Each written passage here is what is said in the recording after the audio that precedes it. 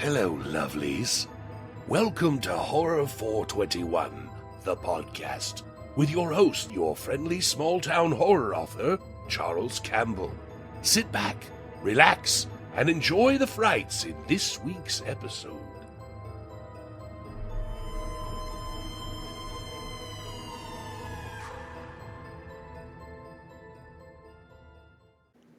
Hello, everyone. Welcome to another episode of Horror 421, the podcast. I'm your host, small-town horror author Charles Campbell, and today I have a very special guest.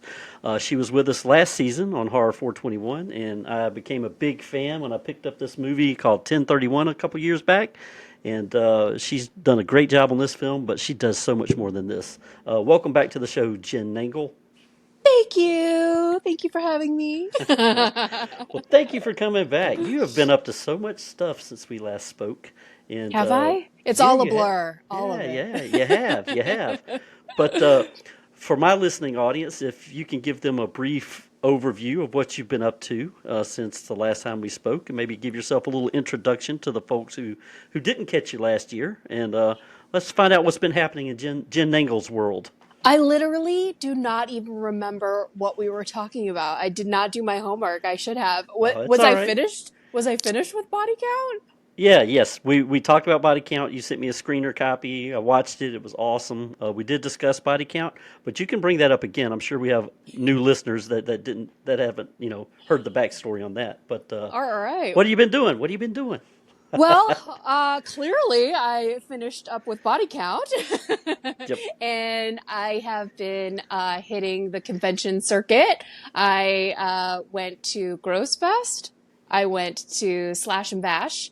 And then I also went to Tampa Bay Screams at the beginning of this year. So it's been so much fun going out and meeting so many people that watch 1031 all the way through part 4, are getting to know what Body Count is. Body Count is my horror anthology where I play all the villains in all the segments as we go through, the world of 1031. Wow, you have all of them. I'm impressed. Oh, yeah. And Body Count has done very well in the film festival circuit, and so we are still in the works for distribution. We're doing some fine tuning, so hopefully it'll be out maybe this fall to all of you to see it. And I also completed season 7 of Malvolia, the Queen of Screams. You've been up to quite a bit, yeah. And I've caught some of the episodes of Malvolia, and you are now an official podcaster as well. I've caught a couple episodes of what is it called? Beyond the Body Count podcast, and you and your good friend and partner in crime. Anybody with the name Charles has to be good, but is a good person, right? Is a good person. That's right. Charles Chudabala. I hope I didn't butcher his last name. No, you got it right. Yeah.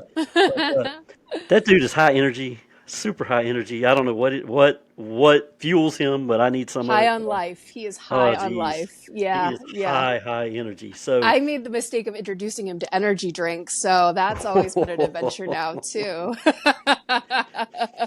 Well, you guys, you bounce off of each other very well. So I am interested, and we're going to bounce all over the place during this episode, but that's all right. It's super informal. But keep it interesting, right? Keep it interesting. That's right. So I think you told us in last year's episode kind of how you two got together, but you two have such great chemistry together. I want to know kind of your backstory with Charles and what made you guys decide to put together a podcast, and tell our listeners about the podcast. I'm going to put links all below to everything so they can find your stuff very easily, but tell us about the formation of the Jenn and Charles duo. Sure, yeah. So years ago when I got into self-producing, I wanted to get more into the horror world, the horror community. I wanted to do more horror films because I thought if I was going to make stuff on my own, I wanted to do something that I absolutely loved. But I was very fearful of doing horror on my own. So I was trying to look for groups to, work with and collaborate with. And I was interviewed long ago by this group. They're called We Are Indie Horror. And it was a physical in-person interview. So we all went down to this place in North Hollywood. And after I had finished my interview, there was a guy sitting across the way from me. And one of the guys that was in charge, he was like, "Oh, do you know Hunter Johnson?" And I was like, "No." And he's like, "Well, if you want to get things done, you really need that guy on your side." So immediately I was like, I need that guy on my side because I want to make stuff. And if he can finish them, let's do it. So I ended up following Hunter on social media, and I saw kind of stalkerish. This story does sound kind of stalkerish. I'm really innocent though, but I followed Hunter all over social media and saw that he had a movie called To Jennifer coming out, and I saw that one of his producers was Charles. And I was like, "Oh, well, he looks like a nice guy, so I'll friend him too." So I went to the premiere of their movie To Jennifer, and I met Hunter and I met Charles, and I watched the movie, and then I went home. And I was like, "Okay, what's up? What's next?" And so Hunter ended up doing a short film for 60 Seconds to Die. And he was looking for extra actors, and I said, "I'm available." And so Charles and I got stuck with each other that night because we were playing judges for this dance competition in this short film. And we were just kind of goofing around and having a lot of fun. And we realized like we kind of got along with each other. But fast forward, I want to say a couple months from then, Irrational Fear, the movie Irrational Fear was in the works, and I had auditioned for it. And Charles got one of the leads and I got one of the supporting parts. And so we all flew to Wisconsin. We were stuck in a cabin in the woods. And we're like, why don't we friend one another? So Charles and I ended up that first night just like reconnecting and just talking all night long. And we just had a blast. And we realized like, this is a really great friendship, you know? And so I remember, and he brings this up in our podcast too, and I completely forgot until he reminded me. He was like, I really, really want to be your friend. Do you think we could hang out in LA when we get back? And I was like, of course we can. Now, if you know LA people, they're always like, yeah, of course we can. And then nothing ever happens. Nobody ever connects. Well, I took him upon that, and he's now stuck with me like 7 years later. Well, you guys have a great chemistry, and I've listened to you guys. I think you've released 5 episodes of Beyond the Podcast, Yes. Beyond the Body Count podcast. Count. Yeah. I got to get it all out. It should be Beyond the Podcast. I keep calling that too. Beyond the Body Count podcast. But yeah, I watched the latest episode 5, and you kind of refreshed my memory on some of the things you talked about there. But your chemistry is really good, and you play well off of one another. Right now, you don't have any guests on the podcast, but maybe you should throw a guest in the mix here and there. We're slowly but surely getting there. We're looking for the right people that can hang with the energy that we have. No, we definitely do. We have some plans in the works. It was just really difficult trying to find a location that like we all could meet together at one time at one place, because everybody's schedules is disastrous. I mean, even our schedule, Charles and Isa's schedule, is disaster trying to get us together, which is crazy because we're always talking to one another. But so it's in the works. So don't worry. People are coming.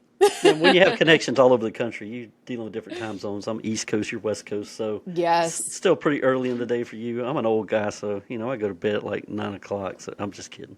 I'm with you. I'm in bed by like 8:30, 8 o'clock. Hey, no shame. Oh, jeez. Well, let's talk about Malvolia just a little bit. Season 7 is out. I watched a couple episodes of that. One episode in particular that I really enjoyed and is getting some attention and some buzz is the Final Girl episode.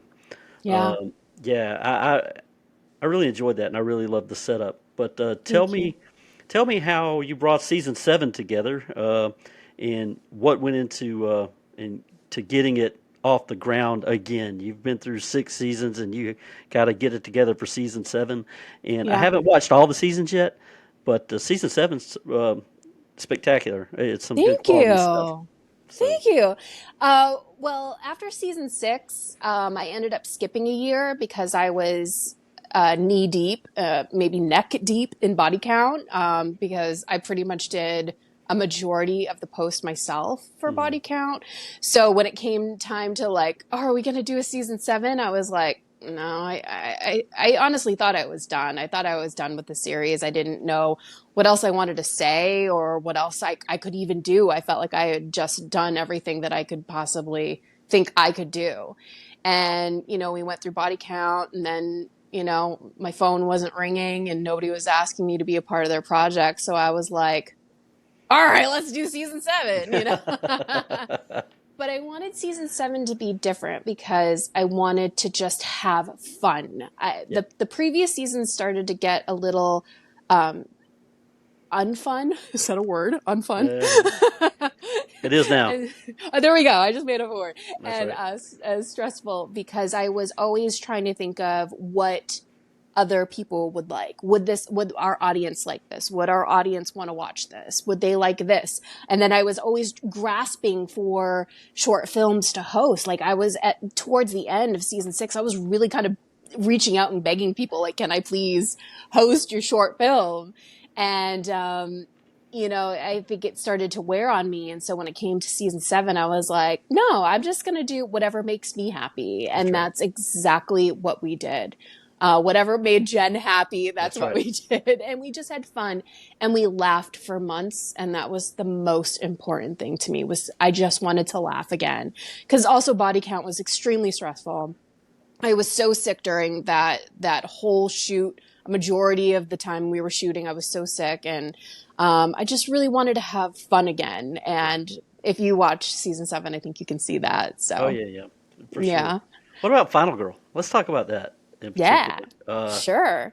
How did you put that together? It was so well done. And Charles, he was a standout too. Of course, he always steals the scenes. Hey, guys, go check it out. Go check out Malvolia. I'll put the links below. But anyway, I'll stop cutting you off. I do that. No, it's okay.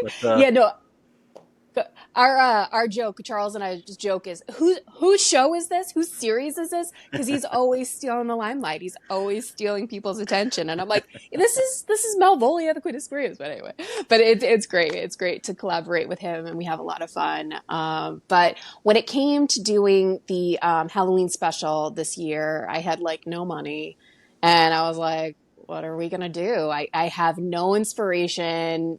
I had fun writing a lot of the skits this season, but when it came down to the serious Halloween special that everybody watches, and that's what we put into the film festival circuit, I was like, what are we gonna do? What are we gonna do?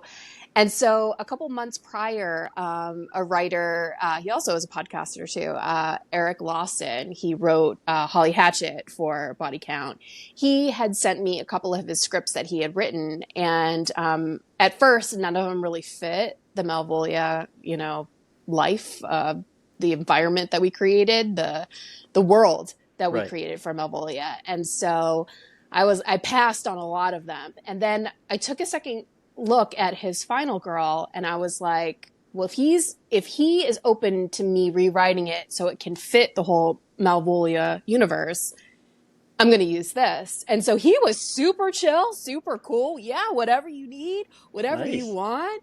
And so I did take a good chunk of his ideas, but I really did have to change a lot for it to work with the location that we had too. And so that's how Final Girl came about. And I knew that I wanted to direct this season. So that's why I knew that I wanted my part a little bit more smaller, because doing body count, also directing, and also having one of the main leads was extreme. I couldn't get really creative, and we were always pressed for time. And that's how all my shoots seem to go, because I never have any money to be in a location for a long time.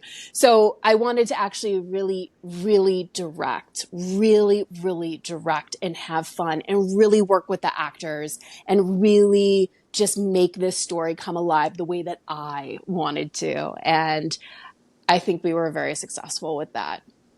Yeah. Well, you guys did a great job. Thank you. Let's go back to Malvolia a little bit in a different realm. Back to the 1031 world for just a second. Sure. Yeah. A few years ago, picked up this DVD and saw this beautiful young lady hosting the series of stories, and it turned out to be Jenn. Yep. And Malvolia was a very interesting character to me, and I was like, oh man, I hope they keep this up with her if they keep producing these Tim 31 films. Well, lo and behold, part 2 came out. Maybe the next year. I buy these every year at Days of the Dead when I go in Atlanta, and I From enjoy Scream Team Scream Team releasing. releasing. Yep. I've had quite a few of those folks on my podcast as well. So picked this up, and yay, she's back in it. Picked up part 3. I was like, oh, yay, she's back in it. And then last year we were talking on the podcast. You weren't sure if you were going to be in part 4 or not. It's kind of up in the air. And it came out, and I picked it up, popped it in the DVD player, and I was like, yay, she's kind of back in it. Your, your, your character in this film is animated, which I like. Yes. I like. Okay, good. Tell me about that. Oh, I'd rather see you personally, but the animation was great. Tell me about how this came together with 1031 Part 4, and how were you approached about it being an animation of you instead of you? Sure, yeah. So every time I approach the 1031 franchise, I realize like it's not mine. I'm just an actor, and I'm lending, my name, character, and that's really it. So whenever Rocky says I want to do this, I'm like, yeah, if you want to do it, yeah, let's do it. This is your movie. This is your franchise. I'm happy to be along for the ride. So let's do it. So for a long time, I really wasn't sure if I was going to be a part of 4. I kept like waiting and waiting. And I saw all these at this point, you're a mainstay. So, I mean, you're probably 70% of the reason I buy these films. I mean, the stories are great. Yeah, but I like to see the person that introduces the stories, and there are other films like that. So it's a cool process, and it's a cool thing to do, and it's cool to see you doing it. But anyway, I interrupted you. And to clear it all up too, I will never be nervous or worried about it ever again, because he said the 1031 will always have me until I don't want to be a part of it, which I thought was very sweet and kind. So y'all are stuck with me, just saying. But he said that he wanted to do an animation and wanted to kind of do like a creep show type feel, and I was like, hell yeah, let's do it, because all I have to do is sit on my couch and just read some lines, and I'm so down for that. So, because I never really ever do voiceovers, and so it was a very quick process for me. He was more in control of getting the animation together and stuff. But what I really did appreciate was anytime that he got proofs from the artist, he would come to me and I got to approve them. It was really sweet. At one point, they kind of sent me this like darker skinned kind of version of me. And I'm like, yo, I'm dead. I need to look like white or dead white. So they changed my skin tone, and then they added the M necklace, which I appreciated. So gave me a little booty. Yeah. I was like, all right, animation Jenn is cool. It was. I mean, it was nicely done, and I, don't get me wrong, I'm not complaining about it. I thought it was well done, and it was a different change of pace for sure. There were some people that were really not happy about it, and I heard about that too. But again, it's not my movie, so I'm just there for fun. Because like, they said what you said, they wanted to see me, which I think is absolutely so sweet. But I'm still there in spirit. Like I said, you're kind of there. I mean, you can hear your voice, but maybe in part 5 we'll get you back in the flesh, so to speak. Hope so. Yeah. All right, now you've been doing some of the and I go to a couple because I am an indie horror author, so I gotta shovel my books somewhere other than online. But you go to quite a few conventions. That's starting to pick up for you a little bit. Tell me about some of the highlights you've had over the last year or so going to conventions. I know you talked about Tampa Bay Screams, and I saw you promoing that all the way up to the day of and during the convention. But tell us a little bit about Jenn's convention whirlwind this year.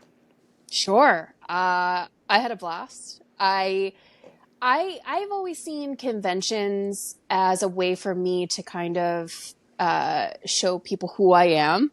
I feel like I get shadow banned a lot on social media, so it's really hard for me to really reach an audience because let's be honest, Malvolia really isn't the nicest person ever, and a lot of my short films too are a little racy and not very nice either. So YouTube and Instagram like to shadow ban me a lot. So I always feel like this is a way for me to build my audience, and I have this spiel because when I first started in the convention world at Days of the Dead, Los Angeles and Creep by Econ, I'm not Terrifier, I'm not Scream, I'm not Charmed, I'm not those big names. So a lot of people just kind of walk by you and just stare at you or just look at you, or they read your banner and then they try to not make eye contact and try and walk away, And so I kind of got into this whole spiel like, hi, my name is Jenn. I'm a horror hostess. Do you like horror hosting? And you have to pronounce it horror because people think you're saying something else, which I'm not that kind of a host. I'm a horror host. And because you'll get a double take with that. Well, that's like going to the Home Depot and asking for caulk. Caulk. What am I asking for? Caulk. Caulk. You got to put that L in there, right? But anyway, I digress. True. Yeah. So my pain. You know what it's like. Yes. So a lot of times I go into this whole spiel of like who I am and what I do. And so when I went to Gross Fest in Pittsburgh, Pennsylvania, first of all, it's hosted by the Gross Brothers. So warm, welcoming, loving, wonderful. It's all indie horror. So you don't have to compete with all these bigger names and all this kind of stuff. And everybody's so friendly and lovely and nice and wonderful. And I started to go into my spiel like the first couple of times, that I was there the first night, and I would get stopped. And I would be like, oh, I know who you are. And I'm like, nice. What? Oh, I know all the 1031s. Oh, I know this. I know your series. And I'm just like, wait, what? Okay. This is so cool. And my mom has been coming along with me for the ride. So I kind of look at her to make sure she's listening and making sure that she's taking this in, because all that money that they spent on my theater college degree is worth something, Right. Even they know who I am, Mom. They know me. Yeah. They know. Remember this dream we had like 20 years ago about me being famous? Well, it's not like that right now, but I'm working on it. Exactly. And so I then moved to Slash and Bash, and again I had people who knew who I was and what I do, and Tampa Bay Screams was absolutely the best experience ever because, again, a lot of people knew who I was, and they were there to support, and it was just so genuine and kind and loving and warming, and I just cannot express that enough because it's kind of cold. It's very chilly here in LA when it comes to that kind of stuff. So when I go to all these other places and people are just like open arms and are just like, yes, keep working it. Terrific job. I even screened Final Girl at Tampa Bay Screams, and the one woman that was in charge of the film festival was just so kind and wonderful and nice, saying all these really lovely things, and it just made my heart warm, and I would go back to Tampa Bay Screams in a heartbeat. Well, I'm sure you will be back. That's the great thing about horror conventions, especially ones that are catered more toward indie horror. And I'm a big supporter of indie horror. I'm staring at a shelf of indie horror films that I pick up. Every time I go to a convention, I buy at least one indie horror film to support independent horror, because I'm an indie horror myself, an independent horror author. So I get it. I know the struggle is real, and I know that look you're talking about when I have my table set up selling books. And, you see those people with the dead eyes. They don't even just walk right by you. They just look above you. Yes. You're not Stephen King. You're not. Most of the time, I'm always like, "Hi, how's it going?" And they're like, "Oh, okay." But you talk about the spiels. I've got book 16 coming out later this summer, or 7 book. What I fucking lost count. They're all it's all blending into one, right? So when I used to do these horror conventions, I used to try to do a spiel on everything when somebody walked up, and I'm like, this is too exhausting. 2 minutes a book. Times 15, I'm there half an hour trying to tell everyone what these books are about. But if someone's interested and they are actually looking at it, I'll say, tell me just let me know what you're interested in. If anything catches your eye, and I'll explain that one, because I'm not going to sit here and talk for 45 Go minutes through for you to all of just, them. yeah, Yeah. for you to just say, oh, all right, well, I'll buy one online. Yeah. I'm sitting here. I'm sitting here right now with a pen. I can sign it right now. No, my favorite is I'll stop by before I leave, and then Yeah, you just never see them again. never see them again. Yeah, It's cool, y'all. It's cool. or if you do see them again, they just Dead like you eyes. never existed. But Yeah. anyway, but there's tons of great people at those conventions. I love going. The horror fans are awesome. The costumes they dress up in, it's all fun. It's all fun. I Yeah. love those It things. is. It is. Yeah. It's good for a horror lover for sure. Yeah. Oh, for sure. Now, 2024 was a big year for horror films, and I don't know how often you got to actually go see a horror movie or how many you consumed in 2024. But if you did, is there one that stuck out for you as one of the top for on your list for 2024? Smile 2. I cannot talk about Smile 2 enough. Loved Smile 2. I really liked it too. I really did. I don't want to give too much away if some of the Yeah. audience members haven't seen it, but I Yeah. liked it a lot more than the first Smile. I said the same thing too because I was telling my boss and he's like, "Oh, don't I have to watch Smile 1?" I go, "No, just go No, straight to 2." It is just constant action, constant interest, constant like, "Wait, now they're doing this. Oh, she's doing this. Oh, they're going here. Oh, she's here. Wait, what?" It keeps you on your toes and I loved it. I didn't predict anything that happened in that movie. I did not foresee any of it. yeah, I didn't either, and it had some pretty intense scenes, and even the end was kind of I was like, what the fuck just happened? But Yeah. yeah, that was a great movie. My favorite of 2024, and I said it on a podcast episode I just recorded last week. It was Late Night with the Devil. Love that film. I don't know if you got a Hmm. chance to see it, I did see that one. Yep. but it's not exactly indie horror. It's IFC, but it's pretty close to indie horror. I mean, didn't get like a huge audience or anything, and it was kind of a limited release, and um, that's what it can turn into. These things can Yeah. turn into something really big. They take Um, on a life of their own. oh Yeah. yeah, for sure. Yeah. Especially if you can get, certain eyes on it. Absolutely. Yep, yep. Yeah. Well, you have done a lot the last year, and what I want to know is what do you have planned for the future? What if you've got your crystal ball in front of you, and maybe you have things in the works you haven't shared with anyone, but what kind of projects are you looking forward to working on? What kind of branching out do you see yourself doing over the next year or two? And what can we expect from Jen? Well, there is one thing that's coming up last August, September. Again, it's all mush. All of it Yep. is just mushiness of 2024. But I did host an evening. It was called A Night of Nightmares, and it had actors from Elm Street 3 and 4, Nice. show their favorite scenes and talk about like their experiences while they were on set and, how they got into character and how certain things happened. So I hosted that night. Well, I've been asked to return, which I was waiting on pins and needles for, and we are doing a night of screams. So Ooh, it is going to be taking place in Las Vegas, and March 29th, and it is the 3 OG ghost faces. So from Scream 1, 2, and 3, which is beyond my jam. I'm so excited for this. So that's the first thing that's happening, preparing and getting ready for that. And then I have been thrown a script that I'm still in the process reading, which would be more voiceover work for me, which is a whole new avenue that I would love to explore.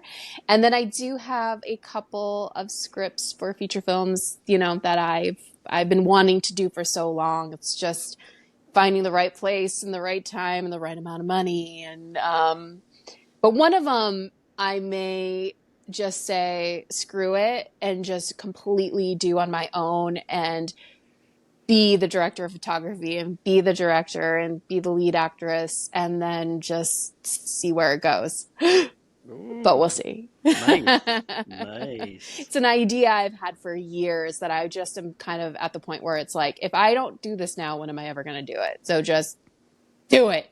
So exactly. we're going to probably just do it. Yeah. Well, when I started writing, that's what I had to tell myself. Just do it, man. Because I Yeah. was in my 40s when I really started.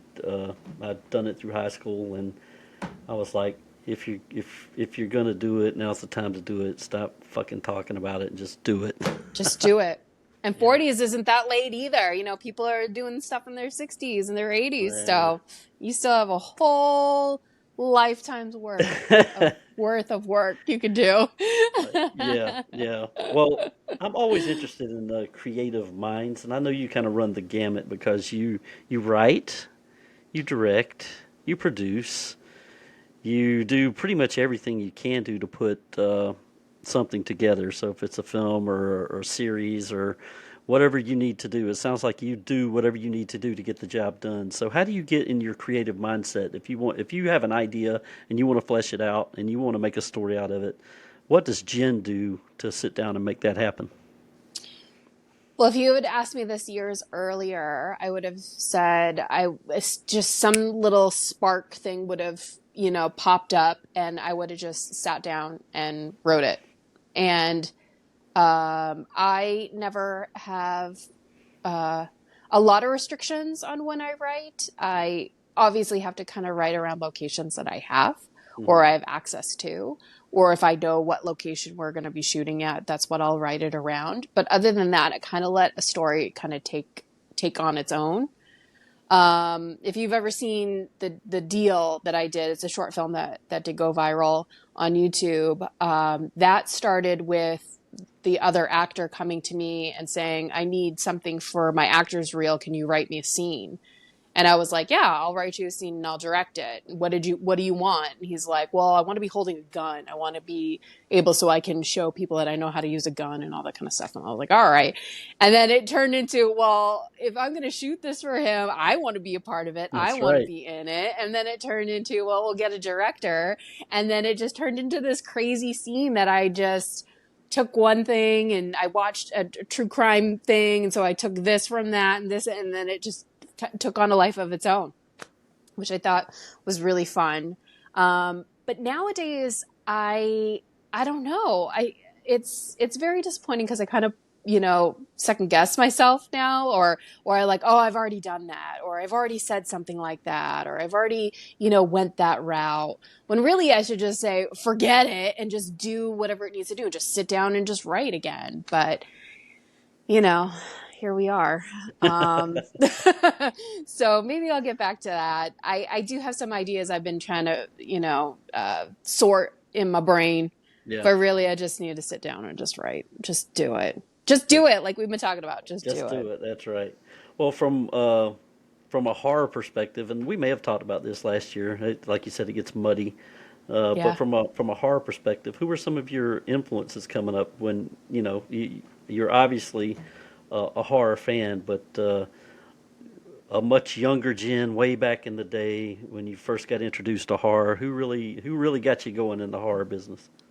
I mean, the one true tried guy, Alfred Hitchcock. Yeah, I always watched Nick at Night had Alfred Hitchcock Hour, I think it was, and nice. I just used to watch those over and over and over and over and over again, and kind of got into the Twilight Zone a little bit. And my dad is huge horror guy, and so there was always a horror movie playing in the house, but it was more Universal monsters and classic horror. That's definitely his jam.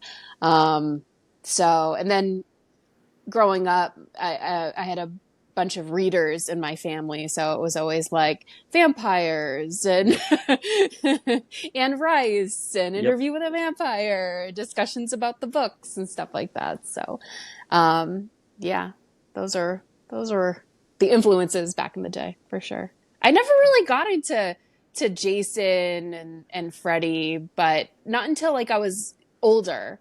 Yeah. When I was in my 20s, like I love Jason. Freddy, he's cool, but I'm all about Jason. But I love the slasher movies too. Yeah. Well, my favorite final girl. We talked about your final girl a little while ago, but my favorite final girl of all time was Amy Steele, and she was in Friday the 13th Part 2. And I drove 5 hours to Carolina Fear Fest last year. Wasn't a vendor, wasn't selling books, but I drove 5 hours to see her, get a picture with her, and talk to her. Mission accomplished. She's amazing. Yeah, I love Amy Steele. She was actually at Days of the Dead Los Angeles while I was there, and there was some downtime, and so Charles and I kind of wandered over there, and I had a lovely, lovely, real down to earth conversation with her, and it was just really wonderful to kind of, because I grew up watching all the Oh yeah, I'm so jealous. Too, I had like drove 5 hours, had like a 10-minute conversation with her. Oh. I was like, oh.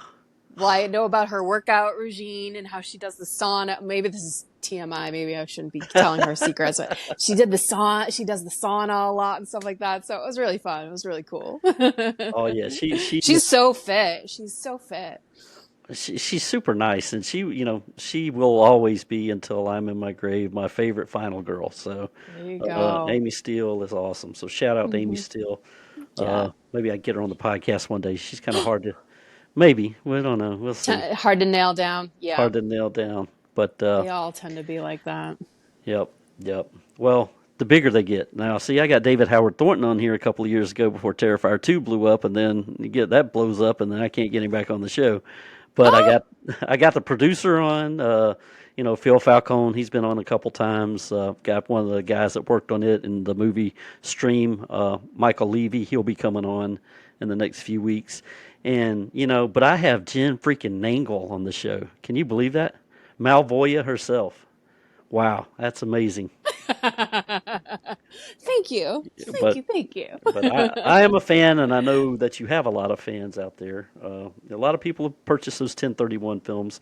Just interviewed a young lady not too long ago. What was the name of the movie she was in? The Beast of Walton Street. Athena Merzda. Scream Team releasing. They put out. They back so much indie horror, so I can't shout out Scream Team releasing enough. Yeah. So maybe they can hook up with you on something. I'm just saying. I would love it. Yeah, that would be amazing. No pressure, but I would love it. No pressure. Exactly. Well, Jenn, it has been super, super awesome talking to you again. You've caught us up on what you've been up to. Definitely want to have you back after some other projects come out, and we can talk about some more things. But yeah, hopefully I'll get busy. Yes, let's hope so. Well, with all that being said, I'm going to be quiet. And again, I'm going to post links to everything below. But I'm going to shut up, which is hard for me to do, and let you just plug away. Tell everyone where they can find you. Again, I'll have links below. So, but tell us where we can find Jenn. Sure. So you could follow me. I'm at Jennifer_Nangle on Instagram, or at Jennifer Nangle on Facebook. More Instagram than Facebook nowadays. And you could follow the Queen at Queen Malvolia on all the socials. And then you can check out my YouTube channel at Queen Malvolia for all the season 7s, or all the seasons up to season 7. There's so much you can watch and delve into. So start right now. Look out for Body Count. Hopefully, again, that's coming out at the end of the year. I had known that distribution would be so hard, I would never just be like, hey, Body Count's coming out, because I've been saying this now for 2 years. But hopefully at the end of this year, it'll be out. And if you are in the Las Vegas area, come hang out with us. A night of screams with all the OG Ghostface and me. Thank you so much. And I missed out when you had the limited release of the Body Count. I think you had Blu-rays available, and I think you sold them all before I got one. So whenever you get those available again, let me know. I'll make sure I purchase one. I actually have some on hand since Tampa Bay, so we can chat. We can talk. I will purchase one from you. And if our listeners can purchase it, can they contact you directly? Contact me directly. Yes. I have. I don't think I have any more DVDs. I've been kind of doing some bootlegs, so it's just the disc. It's not, all the. So I have a couple of bootlegs, but I do have Blu-rays if you all are interested. So most people have Blu-ray players now anyway. So all right, for sure. I'll make the purchase because I'd like to have it in my collection. I thought I missed out when you had them a couple years ago, and I was like, damn it! You sent me the she sent me the private screener link, so don't be jealous. I got to see the private screener, but you know, if you interview me, you get little perks. I that's right. know. So I got the private screener, but I wanted to get the physical media too, so I'll be sure to pick that up. And I am Charles Campbell, your local small town horror author. My latest release is called Signature Cut Above. It's about a batshit crazy beautician who does all kinds of nasty work with those scissors you see in her hands. Ooh, You can, sounds like fun. yeah, it is fun. You can find it at valleyboypublications.com along with the other 15 books I have out, or 14, 15, whatever. I have some t-shirts and sweatshirts and hoodies and all kinds of stuff on the site. valleyboypublications.com, and you can find all my social media links at my website. And thank you again, Jenn, for being on the program. Thank you. Thanks for having me. And we'll see you next time on Horror 421, the podcast. You guys take care. Peace.